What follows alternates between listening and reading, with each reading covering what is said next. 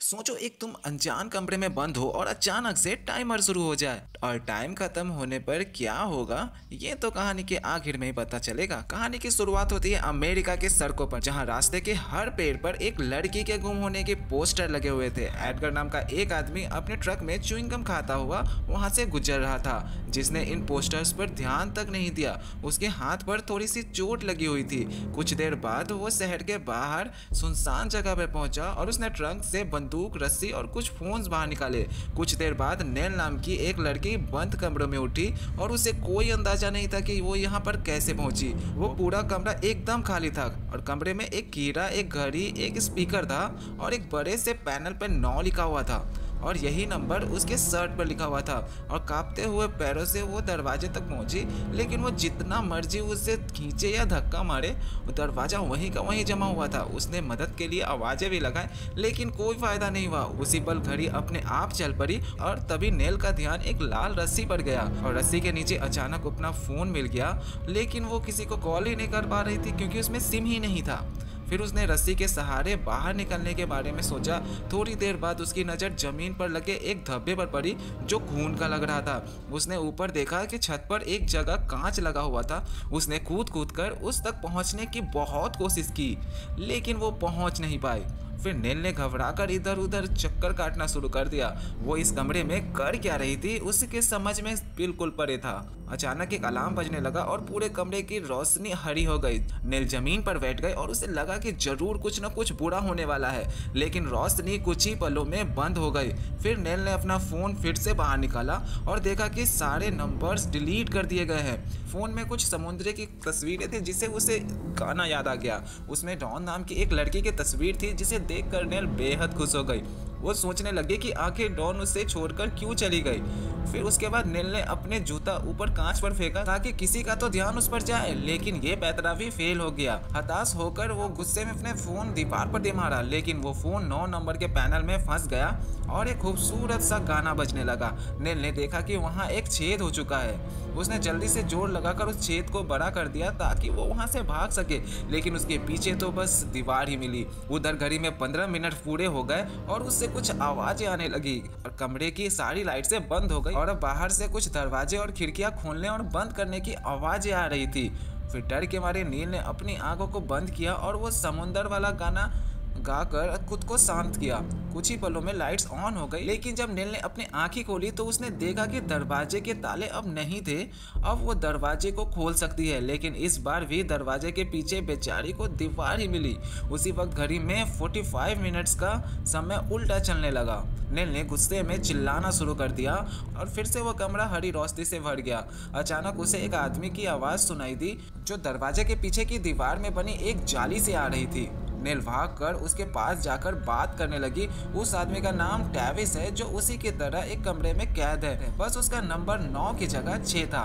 वो भी नहीं जानता था कि उन्हें किसने और क्यों कैद किया है। वो दोनों इस बात से अनजान थे कि एडगर उसे सीसीटीवी कैमरा से देख रहा था। उधर ट्रेविस ने नेल को बताया कि उसने रस्सी के जरिए कांच की खिड़की तक पहुंचने की कोशिश की थी, लेकिन खिड़की का हैंडल ही टूट गया। फिर ट्रेविस के बताने के बाद भी नेल ने रस्सी की गांठ बांधकर हैंडल में फंसाई और उसे खींचने लगी, लेकिन उसके भार से वो हैंडल टूट गया। वो सीधा नीचे गिरी। इसी चक्कर में उसका कंधा डिसलोकेट हो गया। नेल का दिमाग बुरी तरह से झन्ना गया।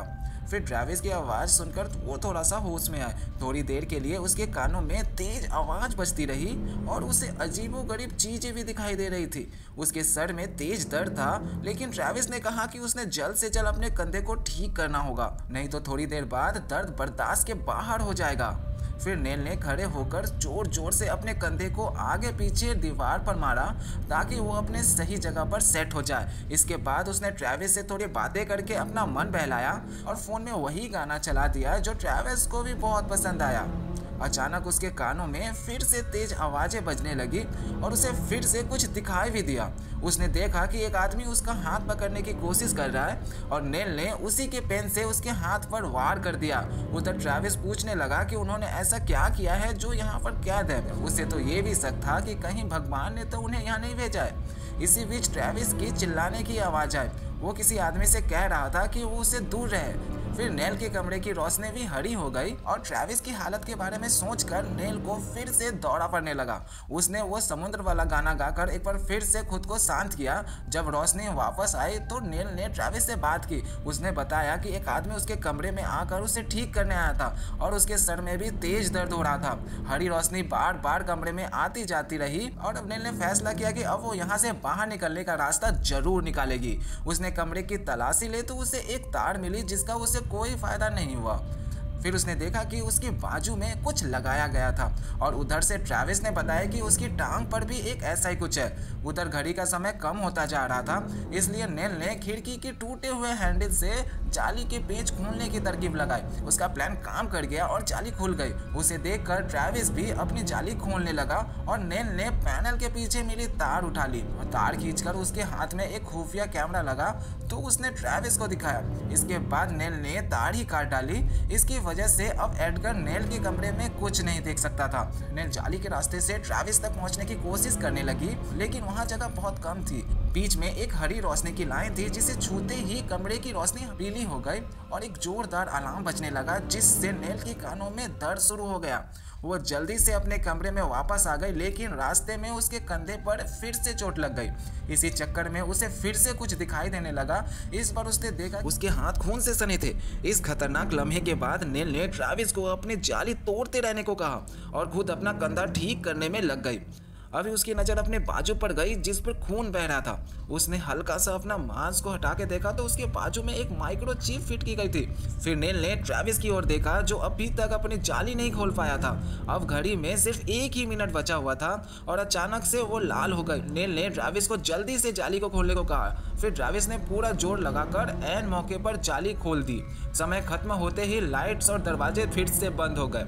कुछ ही पलों में रोशनी आई और नेल अब तक गुस्से से भर चुकी थी। वो पागलपन की ओर बढ़ते हुए गाना गुनगुनाती हुई बीच में अजीबोगरीब चीज बोलने लगी।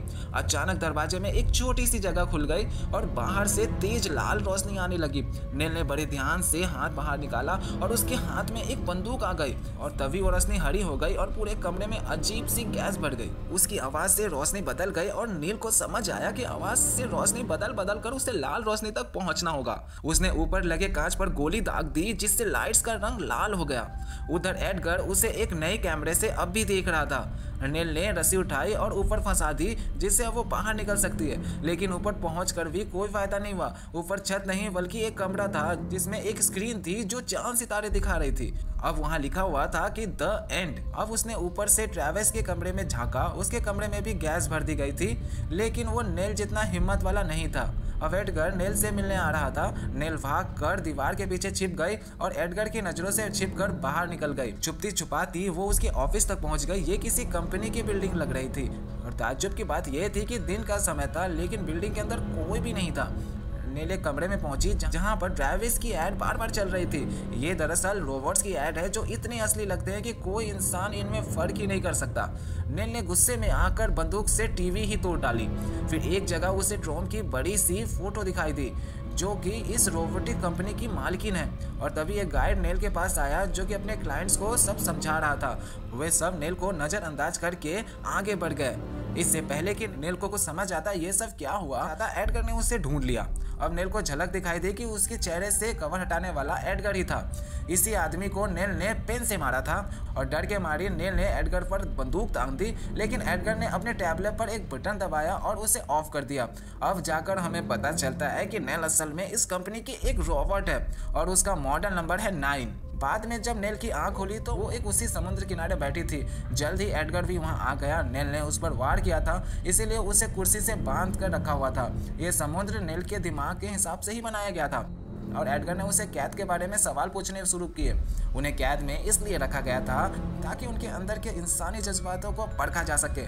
नेल और ट्रैविस को एक दूसरे का साथ देकर बाहर निकलना था। उन्होंने एक दूसरों का काफ़ी ख्याल भी रखा। एडगर ने पूछा कि क्या कोई ऐसा समय आया कि नेल को अपनी इंसानियत पर ही शक हो गया हो। ये सुनते ही नेल को एहसास हो गया कि वो तो ये तक नहीं जानती कि वो है कौन। दरअसल नेल की ये ट्रेनिंग काफ़ी हफ्तों से चल रही थी और कंपनी उसकी सारी खामियां हटाकर उससे मॉडल 10 बनाना चाहती है। और टेस्ट की आखिर में उसकी याददाश्त मिटा दी गई क्योंकि वो एक भयानक सच को बर्दाश्त नहीं कर पाएगी। एडगर ने नेल को ऑफ करके फिर से उसी कमरे में बंद कर दिया। नेल बिना अपनी याददाश्त के एक बार फिर से उठी और एडगर अपने परिवार के साथ कहीं छुट्टियां मनाने निकल गया। क्या भविष्य में इंसानों जैसे रॉबर्ट्स बन जाएंगे? आपका क्या मानना है कमेंट में ज़रूर बताना।